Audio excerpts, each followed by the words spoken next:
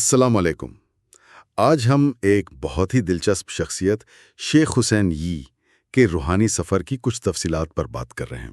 وعلیکم السلام۔ ہاں، یہ وہ چینی شخص ہے جو بدھسٹ پس منظر سے تھے اور پھر مسلمان ہوئے۔ بالکل۔ ہمارے پاس ٹورڈز ایٹرنیٹی یوٹیوب چینل کی ایک ویڈیو ہے، فرام بدھا ٹو اللہ۔ اس کے ٹرانسکرپٹ سے کچھ خاص نکات ہیں جن پر ہم آج تھوڑی گہری نظر ڈالیں گے۔ صحیح۔ مقصد یہی ہے کہ ان کے سفر کے جو موڑ تھے، جو سوالات ان کے ذہن میں آئے اور آخر کیوں انہیں اسلام میں وہ چیز ملی جس کی تلاش تھی، اس کو سمجھیں۔ ہاں، تو آئیے شروع کرتے ہیں اس قصے کو۔ بیسیکلی یہ ایک حق کی تلاش کی کہانی ہے۔ واقعی، اور یہ دکھاتا ہے کہ کیسے کوئی شخص مختلف عقیدوں سے گزرتا ہے، جیسے بدھزم، کرسچینٹی، ان میں کیا کمی محسوس کرتا ہے اور پھر کہاں جا کر آخر میں اطمینان ملتا ہے۔ ہاں، اور یہ بھی دیکھنا دلچسپ ہے کہ ان کا جو پہلا مذہبی تجربہ تھا وہ ان کے اسلام کو سمجھنے میں کیسے مددگار یا شاید رکاوٹ بنا۔ تو شیخ حسین یہ ان کا پیدائشی نام تو الگ تھا، چینی بدھسٹ خاندان میں پیدا ہوئے۔ وہ بتاتے ہیں کہ بچپن سے ہی روحانیت میں دلچسپی تھی۔ اچھا، مندر وغیرہ بھی جاتے تھے؟ ہاں، خدمت بھی کرتے تھے وہاں، اور گھر کا ماحول بھی جیسے آپ نے کہا کافی ملا جلا تھا۔ بدھسٹ تھے، کرسچن تھے، ٹاؤسٹ، کچھ فری تھنکرز بھی۔ تو کافی ایکسپوجر تھا شروع سے ہی، اور شاید اسی وجہ سے ان کے اندر وہ سوال پوچھنے کی عادت پیدا ہوئی ہوگی۔ ہو سکتا ہے انہوں نے بدھسٹ تعلیمات میں کچھ چیزیں نوٹ کی جو انہیں تھوڑی سی غیر متوازن لگیں، جیسے وہ دنیا سے بالکل علیحدگی، ڈیٹیچمنٹ، گوشت نہ کھانا، شادی نہ کرنا۔ انہیں لگا یہ شاید ایک نوجوان کے لیے تھوڑا سا ایکسٹریم ہے۔ بیلنس کی کمی محسوس ہوئی شاید، تو یہاں سے ان کی اصلی تلاش شروع ہوئی۔ ہاں، پھر ان کا تعارف کرسچینٹی سے ہوا اپنی بہن کے ذریعے۔ اچھا۔ وہاں انہیں شروع میں تھوڑی آسانی لگی، وہ کانسیپٹ کے بس جیزس پہ ایمان لے آؤ باقی سب ٹھیک ہے۔ انہیں لگا یہاں زیادہ آزادی ہے۔ صحیح۔ لیکن ان کی تلاش صرف اتنی نہیں تھی، وہ کوئی پختہ عملی چیز چاہتے تھے۔ بالکل۔ اور پھر ایک ٹرننگ پوائنٹ آیا جب انہوں نے اپنے مسلمان دوستوں کو تبلیغ کرنے کی کوشش کی۔ ہاں، یہ بڑا انٹرسٹنگ موڑ ہے۔ ان کے دوستوں نے الٹا ان سے سوال پوچھ لیے۔ ایگزیکٹلی۔ خاص طور پہ وہ ٹرینٹی کا کانسیپٹ، باپ بیٹا روح القدس، یہ ان کے لیے واضح نہیں ہو پا رہا تھا۔ وہ کہتے ہیں کہ انہوں نے چرچ کے فادر سے بھی پوچھا، لیکن تسلی نہیں ہوئی، کوئی واضح جواب نہیں ملا انہیں۔ صحیح۔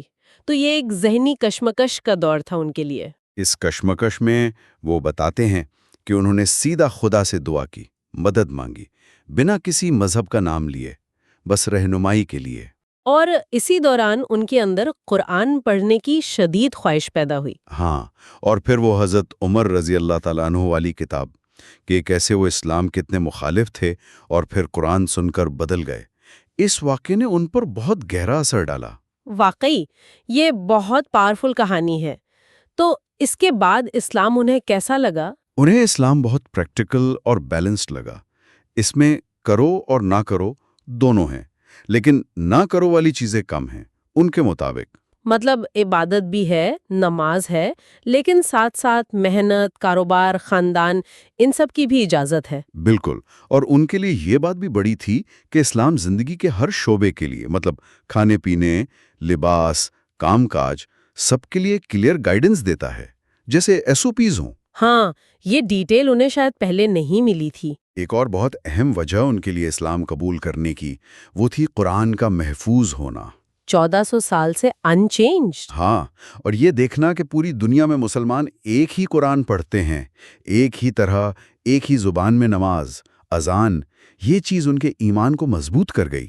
ان کا ایک تجزیہ یہ بھی تھا کہ بہت سے لوگ اپنے مذہب کو بس نام کی حد تک جانتے ہیں، اپنی کتابیں نہیں پڑھتے۔ صحیح۔ جبکہ مسلمان قرآن پڑھتے بھی ہیں، حفظ بھی کرتے ہیں۔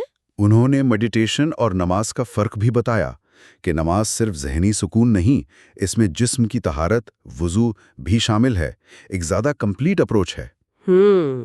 اچھا، قبول اسلام کے بعد کیا ہوا؟ فیملی کا ری ایکشن کیسا تھا؟ وہ بتاتے ہیں کہ وہ قریباً 4 سال تک مختلف مساجد میں رہے تاکہ دین کو صحیح طرح سیکھ سکیں۔ ان کا خیال تھا کہ مسجد میں ہی پریکٹیکل مسلمان ملتے ہیں۔ پریکٹیکل مسلمز، انٹرسٹنگ ٹرم ہے۔ فیملی کا کیا سین تھا؟ ملا جلا ری ایکشن تھا۔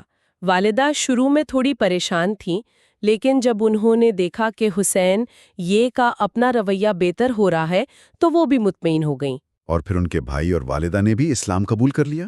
جی ہاں، بعد میں وہ بھی مسلمان ہو گئے۔ سبحان اللہ۔ تو وہ دعویٰ یعنی اسلام کی تبلیغ کے بارے میں کیا سوچتے ہیں؟ ان کا کہنا ہے کہ سب سے بہترین طریقہ اپنا اچھا کردار اور عمل ہے، اپنی مثال قائم کرنا۔ صحیح۔ اور ایتھسٹس کے لیے ان کا کیا پیغام ہے؟ وہ کہتے ہیں کہ جو کہتا ہے کوئی خدا نہیں، وہ اسلام کے پہلے حصے لا الہ کے بہت قریب ہے، بس اگلا حصہ الا اللہ سوائے اللہ کے کہنا باقی ہے۔